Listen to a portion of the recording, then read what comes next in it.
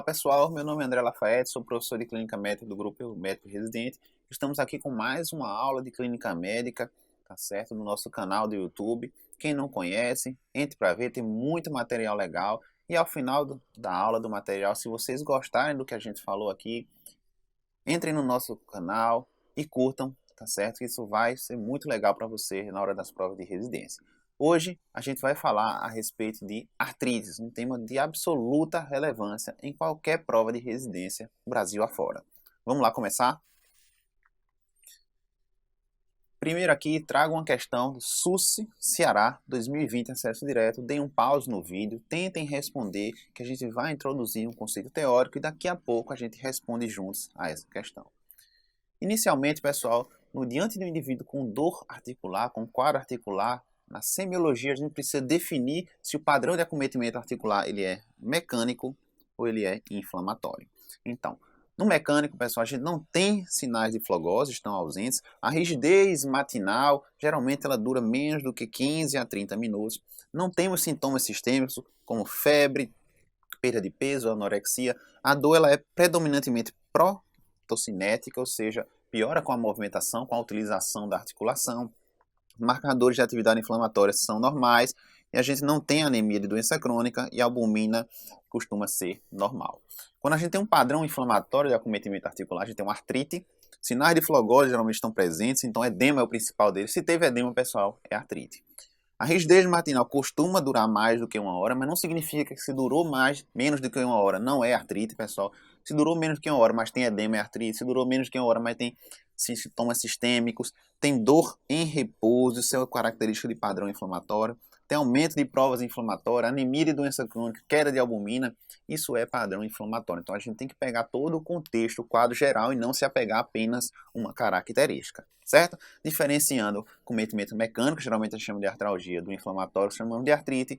Vamos começar a falar das nossas artrites. Primeiro das artrites soropositivas, aquelas que têm a chance de ter um marcador imunológico presente e positivo. A artrite reumatoide, pessoal, é a grande artrite da prova de residência. Predomina no sexo feminino entre 25 a 55 anos. Os dois marcadores imunológicos desta doença são o fator reumatoide, pessoal, fator reumatoide, por favor, não é doença. O fator reumatoide é um fenômeno imunológico. E ele é pouco sensível, sensibilidade de 70 a 80% para a artrite reumatoide e pouco específico, ou seja, a sua ausência não afasta o diagnóstico e a sua presença também não confirma. Ele pode estar presente até em indivíduos sadios, normais. Até 5% da população idosa pode ter fator reumatoide positivo sem nenhuma doença. Já o anti-CCP, o antipeptídeo citrullinado cíclico, também pouco sensível, a mesma sensibilidade do fator reumatoide, 70 a 80%, porém ele é muito específico, a especificidade pode chegar a 95%. Então na prova, um indivíduo com artrite, que a gente não sabe qual é o diagnóstico, teve anti-CCP positivo, pessoal, a gente marca a artrite reumatoide e parte para o abraço, certo? Em relação à fisiopatologia, a gente observa o seguinte, formação do pânus, que é uma membrana sinovial inflamatória hiperproliferativa que vai corroendo, vai destruindo toda a estrutura articular. Então, com o passar do tempo, a gente pode ter uma destruição articular importante, uma grande deformidade daquela articulação, tornando-a incapaz de exercer os movimentos normais. A artrite reumatoide, pessoal, é uma doença sistêmica, tá certo? Então, pode dar sintomas sistêmicos como febre, perda de peso, anemia de doença crônica, pode ter manifestação extraintestinal, pode ter vasculite, pode ter nódulo reumatoide nas superfícies extensoras, pode ter acometimento, por exemplo, pulmonar, pode ter nódulo reumatoide cavitado no pulmão, pode cursar com derrame pleural, tá certo? Mas o grande marco da artrite reumatoide, como o seu nome diz, é o acometimento articular, que pode ser um acometimento grave, levar à destruição e à perda de função daquela articulação. Acomete predominantemente, pessoal, punhos, pés e tornozelos. Nas mãos, que é o grande protótipo, a gente tem algumas alterações características, como o dedo em botoadura, tá certo? Que a gente observa uma hiperflexão da interfalangiana proximal e uma hiperextensão da distal. E o pescoço de cisne, que é o oposto. O que é que a gente observa? A gente observa uma hiperflexão da interfalangiana, uma hiperextensão da interfalangiana proximal e uma hiperflexão na interfalangiana distal. A gente também costuma observar o que? Um desvio ulnar dos dedos da mão, tá certo? Não é desvio radial, é ulnar. E pode adquirir também esse formato, ó, de punho em dorso de camelo, porque parece aquelas duas corcovas que a gente encontra no camelo. Outra coisa, a artrite reumatoide, o acometimento é de articulação periférica. O esqueleto axial, coluna vertebral, dificilmente é acometida. Quando acometida, pessoal, apenas articulação primeira cervical e segunda cervical. Então não dá dor lombar, não causa sacroileita. Apareceu isso, não é artrite reumatoide. Adiante. Características radiológicas, pessoal. Isso aí vai aparecer em quadros mais avançados, em que a gente tem destruição articular. No início, aumento de partes moles pelo componente inflamatório. Com o passar do tempo, a gente pode ter uma osteopenia justa-articular, erosões ósseas marginais, como a gente está vendo aqui, ó, na margem, tá certo? Da articulação tem uma erosão óssea. Com o tempo, a gente observa diminuição do espaço interarticular e, se houver uma destruição mais importante, a gente tem um desalinhamento das estruturas ósseas que formam aquela articulação. A gente tem subluxações. E como aparece a artrite reumatoide na hora da prova, pessoal? É uma poliartrite crônica simétrica, ou seja, se é crônica, dura pelo menos 6 semanas, tá certo? É simétrica, predomina em mãos, punhos e pés, e pode aparecer também aumento de provas de atividade inflamatória, tá certo? VHS ou PCR e as provas imunológicas que caracterizam a artrite reumatoide como artrite soropositiva. Fator reumatoide e especialmente o anti-CCP. Esse é muito específico. No entanto, pessoal, apesar de o fator reumatoide não ser específico, se ele for muito alto, pessoal, muito elevado, isso corrobora bastante o diagnóstico de artrite reumatoide. Isso aumenta a especificidade dele. Uma coisa muito importante, pessoal, é o seguinte. Interfalangiana distal, ela é poupada pela artrite reumatoide. Então, aparecer acometimento em interfalangiana distal não é artrite reumatoide. A gente vai pensar em artrite psoriásica ou então em osteoartrose, osteoartrite. Vamos para a nossa questão. Mulher de 53 anos, relata dor e edema, tem edema, é artrite, tá certo? Em mãos e punhos, há aproximadamente 4 meses, então quadro articular inflamatório crônico.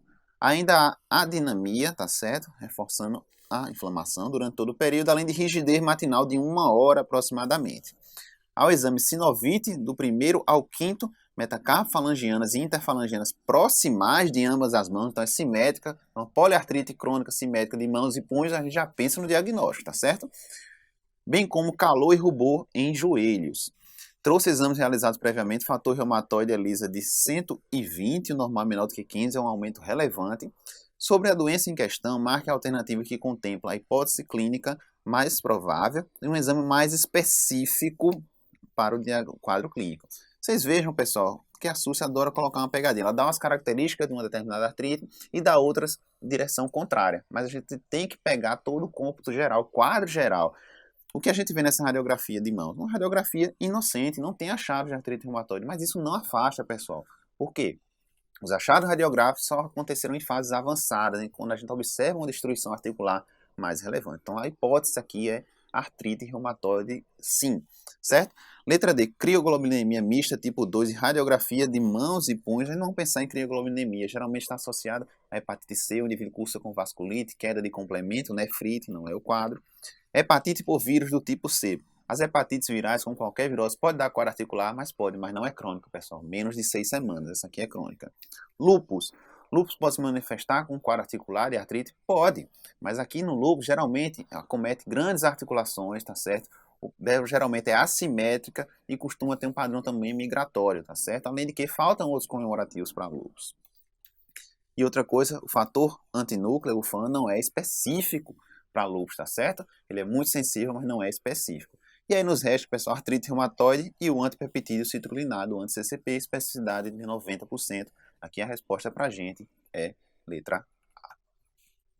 Seguindo, como é que a gente trata a artrite reumatoide? Pessoal, muito importante, 80% da destruição articular nos indivíduos com artrite reumatoide acontece nos primeiros 2 anos do início da doença. Então, diagnosticou artrite reumatoide, a gente tem que ser agressivo, tem que tratar de maneira precoce e agressiva.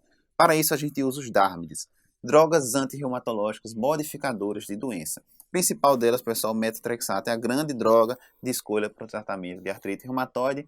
Lembrar só que é mielotóxico, hepatotóxico e pneumotóxico, pode cursar com toxicidade pulmonar, com fibrose e é contraindicado na gestação. Na gestação a gente não faz metotrexato, tá certo? A gente pode fazer sulfasalazina, hidroxicloroquina na gestação. Leflunomida é um imunomodulador, a gente também pode usar. E os biológicos terminados em MABs, como por exemplo infliximab, antifator de necrose tumoral alfa, a gente pode usar. Mas lembrar que os indivíduos têm um maior risco de tuberculose. Então a gente tem que investigar, tá certo? TB latente. E se o indivíduo tiver critério para TB latente, a gente vai tratar antes de fazer o biológico. Também tem que afastar HIV, hepatite B, hepatite C, tá certo? O indivíduo não pode ter nenhuma neoplasia recentemente tratada, mas o que mais cai em prova é relacionado ao risco de tuberculose. Vamos lá, questão agora, tá certo, do Hospital Israelita Albert Einstein, São Paulo, 2018. Senhora, 54 anos, procura atendimento ambulatorial com queixa de dor, edema e calor em diversas articulações. Então tem artrite, poliartrite, são diversas articulações, mãos, pés, ombros, joelhos, com rigidez matinal superior a 1 hora. É um quadro articular inflamatório, não adulta. Poupando, preste atenção, interfalangianas distais, pessoal. Então se havia uma dúvida que era artrite reumatoide, quando ele fala isso, essa dúvida praticamente se esvai. Os sintomas se iniciaram há 6 meses, um quadro crônico com piora progressiva. Exame físico, sinais flogísticos nas articulações descritas na história. Sobre a doença é correto afirmar: doença, artrite reumatoide. Letra A. A dosagem sérica de PCR e VHS devem estar baixas? Não, devem estar altas, né? Uma doença inflamatória. B. Metotrexato é o tratamento para modificação da história natural da doença. É o Dharma de escolha, perfeito. C. O diagnóstico só pode ser confirmado após o resultado de dosagem sérica de fator anti-reumatoide e anti-CCP? Não, pessoal, falso. Ambos podem estar negativos. A sensibilidade é de 70 a 80, então 20 a 30% dos indivíduos terão esses valores negativos. D. Os anti-inflamatórios e analgésicos são tratamentos para modificação da história natural? Não, são medicações sintomáticas. A gente acaba usando, muitos indivíduos com artrite reumatoide começam em dose baixa de corticoide para aliviar sintomas, já que o DARB geralmente demora 6 a 12 semanas para fazer efeito. E nessa doença não existe comprometimento sistêmico, falso. Eu disse que prioridade é o acometimento articular, mas é uma doença sistêmica e pode acometer vários outros órgãos. Resposta para a gente, letra B de bola. Mais uma questão, pessoal. CSPE 2020.2, acesso direto. Tentem responder agora que a gente vai falar a respeito de outra artrite soropositiva. Vamos falar da artrite idiopática juvenil, AIJ, que é a artrite reumatoide da prova de pediatria. Então memorizem assim. A artrite reumatoide da prova de pediatria é a AIJ. Na verdade, ela é um grupo heterogêneo de doenças. Tem que ter um acometimento crônico articular inflamatório, artrite crônica, pelo menos 6 semanas, e tem que ser em crianças com menos de 16 anos. Então, sinovite crônica na prova de pediatria, AIJ. Sinovite crônica na prova de clínica médica, artrite reumatoide. Quais são os tipos da AIJ? Temos o tipo oligoarticular, que é o mais comum, predomina em meninas com menos de 4 anos, está associado ao risco de uveíte anterior crônica, especialmente quando tem um FAM positivo. Então a gente pode decorar assim, uveíte FAM anterior crônica, para fazer a associação do FAM com a uveíte. Habitualmente o fator reumatoide é negativo, dessa forma. Temos a poliarticular, que é mais grave, tem 2 picos, 2 aos 4 e 10 aos 14, também predomina em meninas. Aqui a gente pode ter a presença de nódulos reumatoides. Quando tem nódulo reumatoide, temos associação com o fator reumatoide positivo, e isso infere um pior prognóstico articular. Aqui também há associação do FAM com a uveíte FAM anterior crônica. A forma sistêmica da AIJ também é uma doença que pode ser sistêmica, pessoal, é chamada de doença de Still. E essa forma pode acometer o adulto, aí a gente chama de doença de Still do adulto. É um quadro multissistêmico, então pode ter acometimento visceral, pode ter hepatosplenomegalia, linfodenomegalia, febre por mais de 2 semanas, tem um acometimento cutâneo muito característico, pessoal, é um rash de cor rosa-salmão, é um rash evanescente, ele surge e desaparece rapidamente e tende a surgir durante a febre. O indivíduo faz febre, faz o rash, e quando a febre cessa, o indivíduo melhora o estado geral e o rash desaparece. Costumamos ter leuco elevado, plaquetas elevadas e ferritina de forma marcante, muito elevada. E aqui, pessoal, de forma característica, FAM e fator reumatoide são negativos. Vamos responder aquela nossa questão. Pré-escolar, 2 anos e 2 meses, ou seja, prova de pediatria. Sexo masculino apresenta febre, erupção cutânea recorrente, hepatosplenomegalia, tá certo? E artrite de interfalangina das mãos há 2 meses. Então, quadro crônico, tá certo? É uma artrite crônica na prova de pediatria. A gente já fica com o diagnóstico na cabeça.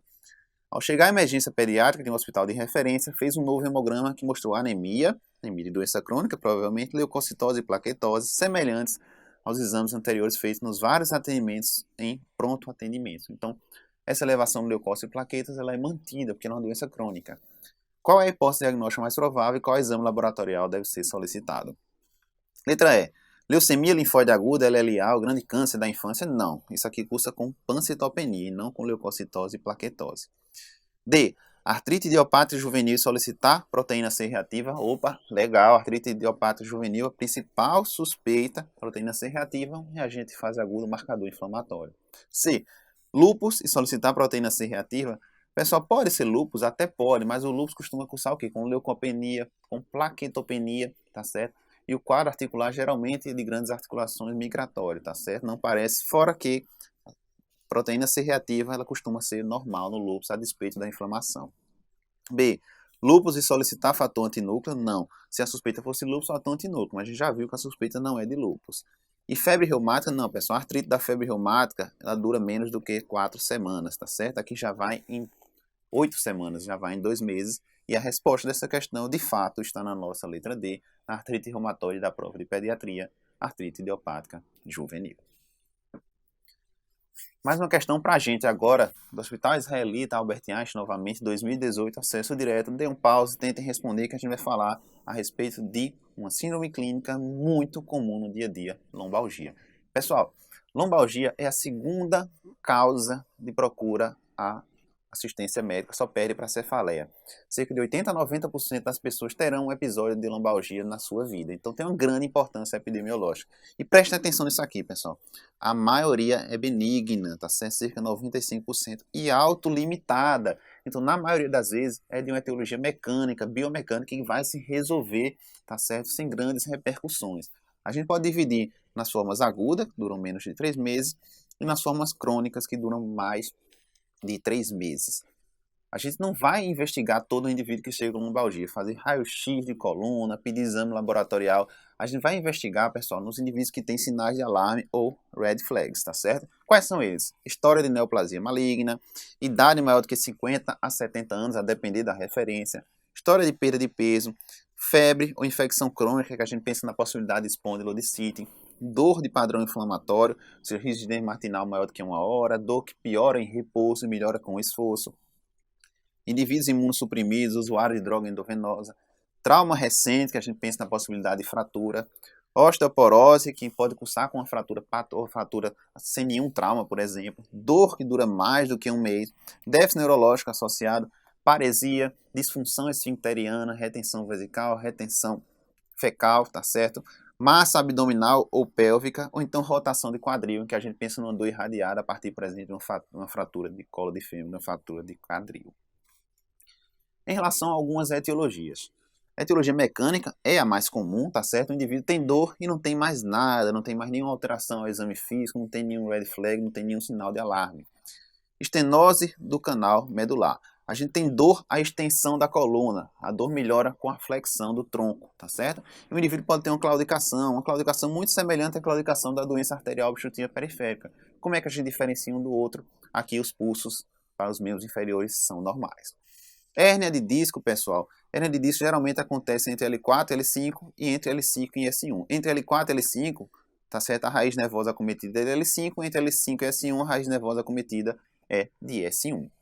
Aqui a dor é o contrário da estenose do canal medular, a dor piora a flexão, então o indivíduo não suporta ficar sentado, prefere ficar deitado com a coluna ereta, tá certo? Com a coluna retificada. A gente pode ter o sinal de Laseg positivo, que é quando a gente faz a flexão da coxa, tá certo? Com o joelho estendido no indivíduo deitado, quando chega ali entre 30 e 70 graus, o indivíduo refere a mesma dor que ele sente espontaneamente. Quando esse sinal de Laseg contralateral positivo, ou seja, a gente eleva a perna contralateral e tem dor, tá certo, no local da hérnia de disco, isso é mais específico ainda. Síndrome de Caldequina, a gente vai pensar quando tiver anestesia em célula no períneo e incontinência fecal ou incontinência urinária, certo?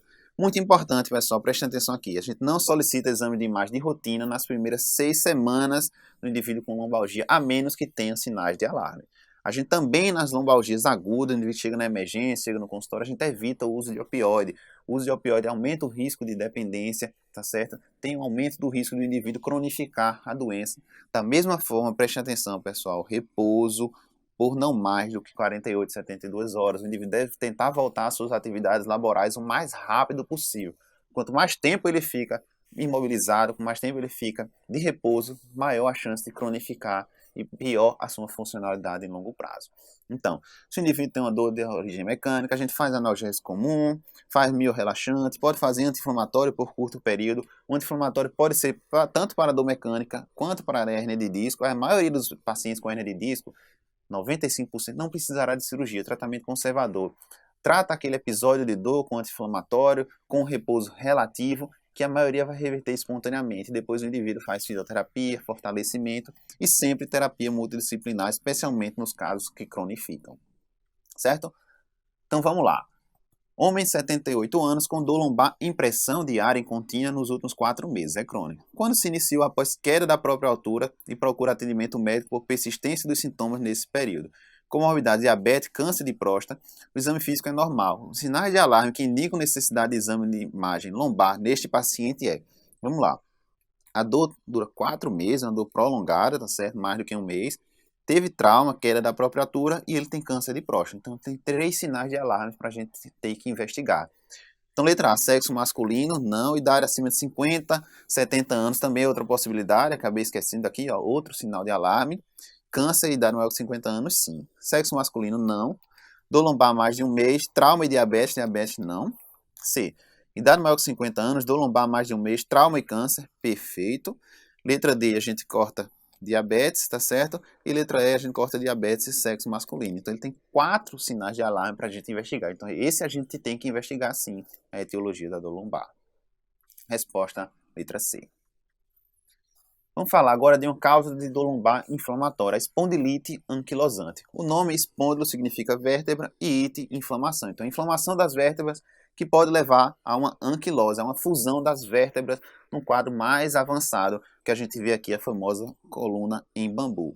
Ela é uma entesite crônica, ou seja, inflamação das entes, que é aquela estrutura em que os tendões, as cápsulas articulares, os ligamentos se inserem no osso que faz parte da articulação. Ela é crônica, ascendente, pessoal, e calcificante, ou seja, vai formando calcificações e fazendo fusões ósseas com o passar do tempo. A gente vai pensar em homens jovens, tá certo? Dificilmente a gente vai ter espondilite em homens com mais de 40 anos. O quadro é crônico, geralmente dura mais de 3 meses. Acomete, pessoal, o esqueleto axial, certo? Especialmente a articulação sacroiliaca. Sempre tem que ter acometimento na sacroiliaca, porque é ascendente. Então não se fala em espondilite anquilosante sem sacroileite. Além disso, pode ter entesites. A mais característica é do calcâneo, então pode ter tendinite do calcâneo, do tendão de Aquiles, pode ter também fasciite plantar. Em relação aos achados de exame físico, a gente tem alguns sinais semiológicos, sinais de Volkmann, sinais de Lewin, mas o que mais tem chance de cair em prova, pessoal, é o de Patrick ou Faber, em que a gente faz essa manobra, faz o indivíduo colocar a perna dessa forma e a gente faz uma compressão, tá certo, da pelve aqui e do joelho aqui, nessa estrutura. Então a gente comprime aqui no joelho e aqui na pelve contralateral e o indivíduo vai reproduzir a dor na articulação sacroiliaca. É um sinal de sacroileite, um sinal semiológico. A gente também tem exame de imagem, como por exemplo a radiografia de tórax de forma mais sensível à ressonância. E o teste de Schober, pessoal, é um teste que a gente vai avaliar a mobilidade da coluna lombar. Isso não é específico para espondilite. O que é que a gente faz? A gente marca uma linha aqui, tá certo? E marca outra linha 10 centímetros acima. Geralmente a gente marca aqui na L5, na quinta vértebra lombar, e no indivíduo ereto a gente marca 10 centímetros. Quando o indivíduo flete o tronco, o normal é que ele aumente pelo menos 5 centímetros, então reflete uma mobilidade normal. Em fase mais avançada da espondilite, ele pode perder essa mobilidade e esse teste de Schober ser menor do que 5 centímetros. Então ele não é específico, tá certo? Mas o achado em prova corrobora bastante o diagnóstico. Então, espondilite anquilosante na prova, pessoal, apareceu da seguinte forma: um homem jovem, com maior ou igual a 16 anos, com lombalgia crônica de padrão inflamatório, que tem que ter obrigatoriamente sacroileite, pode ser com aquelas manobras ao exame físico, ou então exame de imagem, radiografia e mais sensivelmente ressonância, certo? Lembrar que o HLA-B27 está presente em 75% a 90%. Reforça muito o diagnóstico, mas a ausência dele, de forma alguma, afasta a espondilite. Tratamento de escolha: anti-inflamatórios, não esteroidais. Se o indivíduo não responde, passa para os imunobiológicos, especialmente os anti-TNF-alfa. Vamos lá. Questão PSU Minas 2013. Homem de 27 anos, homem jovem, comparece à consulta para avaliação do lombar persistente associada à rigidez que surgiram insidiosamente há 3 anos, ou seja, bem crônico. Os sintomas pioram com repouso, padrão inflamatório, Tem história de episódio de inflamação no olho esquerdo que foi tratado com oftalmologista. O que é que isso tem a ver, André? Pessoal, espondilite também pode dar manifestação extraarticular. E a principal delas, a mais comum, é a uveíte, tá certo? Então provavelmente ele teve uma uveíte. Ao exame, trata-se de homem negro com hipersensibilidade à palpação das articulações sacroileicas, sacroileite, e teste de Schober normal. Teste de Schober normal afasta o diagnóstico? Não, pessoal, só vai dar alterado em casos avançados, quando a gente já tem calcificação das vértebras lombares. Qual dos seguintes procedimentos poderia confirmar o diagnóstico? Dosagem sérica do fator reumatoide? Não, pessoal. Habitualmente, os fatores imunológicos na espondilite são negativos, porque ela é uma artrite soro-negativa. Pesquisa de HLA-B27, HLA-B27 reforça o diagnóstico, reforça, mas não confirma, pessoal. Não é específico nem sensível o suficiente. Dosagem sérica de ácido úrico, isso aqui não é gota de forma alguma. Radiografia das articulações sacroiliacas. Tem que confirmar a sacroileite. Confirmou, pessoal, o quadro clínico é típico, então a gente já mata o diagnóstico. Resposta, letra C. Mais uma questão. PSU Minas Gerais, enunciado grande, tentem responder que daqui a pouco a gente volta para ela. Vamos falar a respeito de uma doença que cai muito em prova. Vamos falar da gota. Pessoal, gota, ela é uma doença metabólica que tem uma alteração no metabolismo do ácido úrico. Então a gente tem um aumento do ácido úrico sérico, até 95% dos pacientes terão com alguma dosagem de ácido úrico sérico aumentada. A gente vai ter o depósito de cristais de urato monossódico em vários locais do corpo. Quando deposita na articulação, a gente tem artrite. É uma doença que mais comumente acomete em homens de 30 a 60 anos. A relação de homem para mulher é de 9 para 10, tá certo? Ou seja, 9 a 10 homens para cada uma mulher. Fatores de risco: alcoolismo, especialmente cerveja, obesidade, história familiar, consumo elevado de carne vermelha, diuréticos, especialmente os tiazídicos, AS em doses baixas e os antituberculostatos, pirazinamida, tambutom. Então, ficar de olho nesses fatores de risco no enunciado de prova. Manifestação: tem um quadro clínico agudo, que em 50% dos pacientes começa com a podagra, ou seja, o comprometimento da primeira articulação metatarsofalangiana. Algumas localidades chamam de gota serena, porque é uma dor muito importante. O indivíduo tem muita dor, fica muito desconfortável. A forma crônica, pessoal, pode levar aos depósitos de ácido úrico em vários locais, tá certo? Nas articulações, na pele e até mesmo nos rins, levando a uma nefropatia.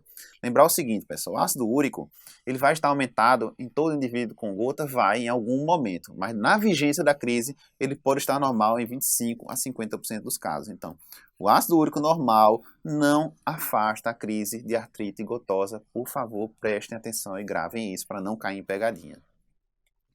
Diagnóstico: artrocentese, pessoal. O diagnóstico é clínico com artrocentese, que mostra o seguinte: cristais com forte birrefringência negativa sobre a luz polarizada. E os cristais têm essa característica de se formatam em agulha, então são cristais agulhados. Prestar atenção nessa informação, porque pode dar dica para a gente. Tratamento da crise com anti-inflamatório.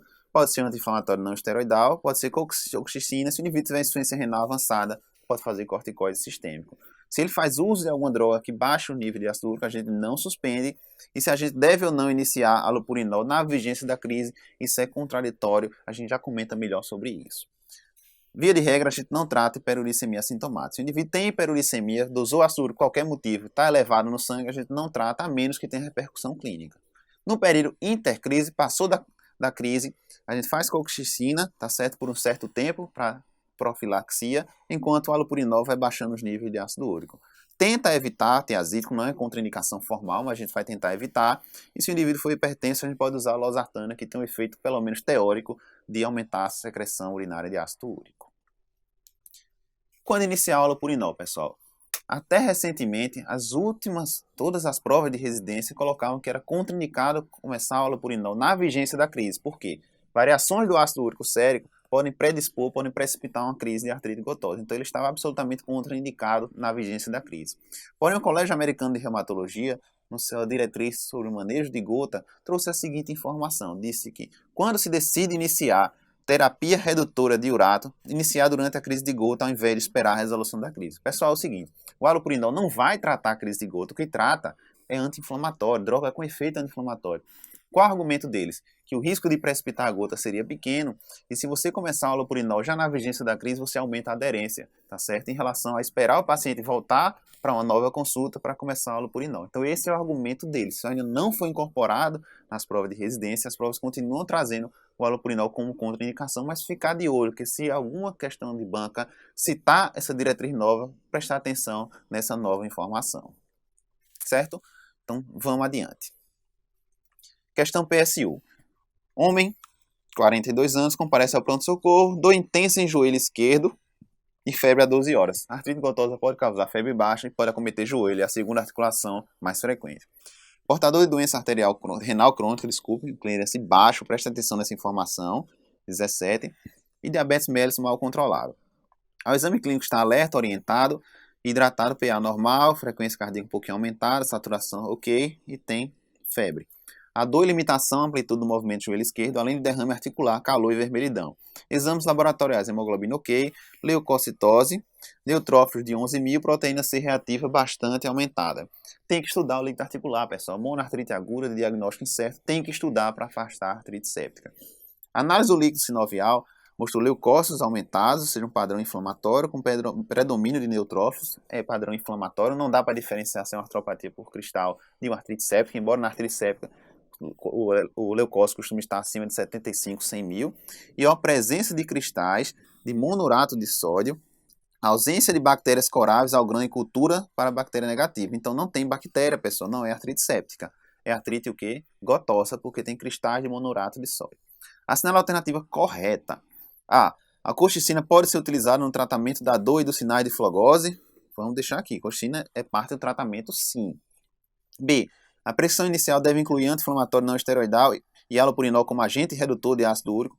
Veja, halopurinol, pessoal, questão de 2019. Aquela novidade que o Colégio Americano trouxe em 2020, tá certo? Não era contemplada ainda nesse momento. Então, halopurinol nem pensar. Além de que, o anti-inflamatório também a gente não vai fazer, já eu digo por quê. C. O paciente apresenta artrite séptica. Não é artrite séptica, não tem bactéria. E D. O principal agente etiológico é a Neisseria gonorrhoeae. Não, pessoal. Neisseria gonorrhoeae é uma causa de artrite séptica, tá certo? Não, é uma causa de artrite séptica gonocócica, tá certo? Não é o caso. E aí nos resta letra A. Colchicina pode ser utilizada no tratamento da dor e sinais flogísticos? Pode. Por que a gente não pode fazer anti-inflamatório, André? Porque a creatinina é de 17, creatinina muito baixa. Lembrar o seguinte, alguns autores também fazem recomendação contrária à colchicina quando o clearance é muito baixo. Então, se houvesse aqui uma alternativa colocando prednisona em doses baixas, 20 a 40 mg por dia, a gente marcaria ela. Como não tem, pessoal, o anti-inflamatório não esteroidal é muito mais nefrotóxico do que a colchicina, por isso que a gente vai marcar letra A, colchicina. Mais uma questão, pessoal. SUS 2015, acesso direto. Tentem responder, que agora a gente vai falar sobre a doença articular mais frequente na prática clínica, mas não é a mais frequente em prova, é a osteoartrite ou osteoartrose. Ela é uma doença degenerativa, então ela vai acometer, pessoal, especialmente indivíduos idosos, tá certo? Pode acometer indivíduos mais jovens, pode, naqueles indivíduos que têm alguma atividade ocupacional que envolve o uso frequente da articulação, por exemplo, datilografia. Indivíduos que praticam esportes competitivos, têm muita lesão de joelho, cirurgias prévias, pode fazer osteoartrose de joelho mais jovem. Ou então indivíduos com algumas doenças endócrinas metabólicas, como por exemplo, hiperparatireoidismo e hemocromatose. Apareceu um indivíduo com hemocromatose, mesmo jovem, pode ter osteoartrose. A gente observa uma perda da integridade da cartilagem articular, tá certo? O indivíduo tem uma dor que é mecânica, não inflamatória, e tem uma grande limitação funcional. Além disso, tem algumas alterações radiológicas que são bem características. Então vamos lá. O indivíduo nas mãos, pessoal, pode ter acometimento de interfalangiana distal. Eu disse que interfalangiana distal é osteoartrose ou artrite psoriásica. Quando a gente tem esses nódulos na articulação interfalangiana distal, a gente chama de nódulos de Aberdeen. Na interfalangiana proximal, a gente chama de nódulos de Bouchard. A gente pode ter, por exemplo, aumento do volume articular. Os joelhos, especialmente, pode ter um grande volume articular, mas esse volume articular, pessoal, ele não é mole, não é por edema, é por proliferação óssea, neoformação óssea, então é um edema duro. O indivíduo também pode ter uma crepitação quando ocorre a palpação da articulação e ele mobiliza a articulação ou de forma ativa ou passiva. Podemos ter essas deformidades articulares, especialmente nos joelhos, o genovarum, é o famoso indivíduo cangaia, que tem as pernas encurvadas, com o arco para dentro, tá certo? E alterações radiológicas, pessoal, o que é que a gente observa? Uma, presença de neoformação óssea marginal, que a gente chama de osteófise, estão vendo essa neoformação óssea aqui, marginal. A gente tem esclerose do osso subcondral, veja que aqui abaixo, tá certo, do espaço articular, a gente vê o osso bem branco, tá certo? Então tem esclerose, tem neoformação óssea, diferente da artrite reumatoide, em que a gente tem diminuição da mineralização óssea e temos diminuição do espaço articular. A gente observa que o espaço articular aqui está diminuído, tá certo? Então são essas as alterações da osteoartrite ou osteoartrose. Tratamento. Pessoal, não tem cura, pessoal, doença degenerativa, então tem controle. A gente vai fazer analgesia, paracetamol mais um opioide fraco, tá certo? Codeína, tramadol. A gente pode usar dipirona e naqueles indivíduos que têm um quadro mais agudo, um quadro com um pouquinho de inflamação, a gente pode usar anti-inflamatório não esteroidal por curto período, uns 5 a 7 dias. Tratamento não farmacológico também está indicado, perda de peso, proteção articular, o indivíduo vai fortalecer a musculatura que vai segurar aquela articulação. Lembrar que sulfato de condroitina, glicosamina, isso não serve, pessoal, não tem estudo mostrando impacto em desfecho clínico, então não fazer, não tem indicação. Certo? Vamos lá. Eugênia, 56 anos, procura seu médico de família por estar sofrendo dores em seus joelhos. Essa dor é mais frequente ao acordar e quando fica algum tempo sentada, que geralmente dura em torno de 20 a 25 minutos, parece ser mecânica. Ao exame físico, ela mede 1,62 metros e pesa 80 quilos, então ela está acima do peso com certeza. Os joelhos têm diminuição da mobilidade articular e sem sinais de flogose, então, diminuição da mobilidade articular, tem comprometimento articular importante. Você observa a atrofia do quadríceps femoral. Por que tem atrofia? Porque o joelho dói, ela vai evitando se mobilizar, vai evitando utilizar a articulação e aí vai tendo uma atrofia muscular por desuso. Traz um raio-x realizado pelo método da UPA. Qual a melhor opção para o tratamento farmacológico inicial dessa paciente? O que é que a gente observa, pessoal? Prestem atenção que vocês vão ver aqui, ó, nesse cantinho aqui tem osteófitos, tá certo? Tem uma neoformação óssea marginal. Então, osteófitos. A gente também observa o seguinte aqui, ó, a gente tem um aumento, tá certo, da parte branca do osso perto da articulação. A gente tem uma esclerose do osso subcondral e nessa porção aqui do joelho, vocês estão vendo que a gente tem uma redução, uma perda quase que completa do espaço articular. Então a gente tem o quê? Um paciente com comprometimento articular mecânico do tipo osteoartrose ou osteoartrite. A gente vai fazer imunobiológico? Não, pessoal. Vai fazer corticoide só se for para piorar, né? Ela já tem uma atrofia muscular por desuso, vai dar o corticoide, vai piorar a atrofia, vai piorar, por exemplo, a dor articular. Salicilato em baixas doses, o AS em baixas doses tem efeito antiplaquetário e não anti-inflamatório. A gente vai fazer o que, pessoal? Analgésico comum, paracetamol, acetaminofeno, dipirona. Resposta, letra D de dado. Era isso que a gente tinha para falar a respeito desse tema artrite. Espero que vocês tenham curtido o nosso canal. Deem um like, tá certo? E passem a nos seguir.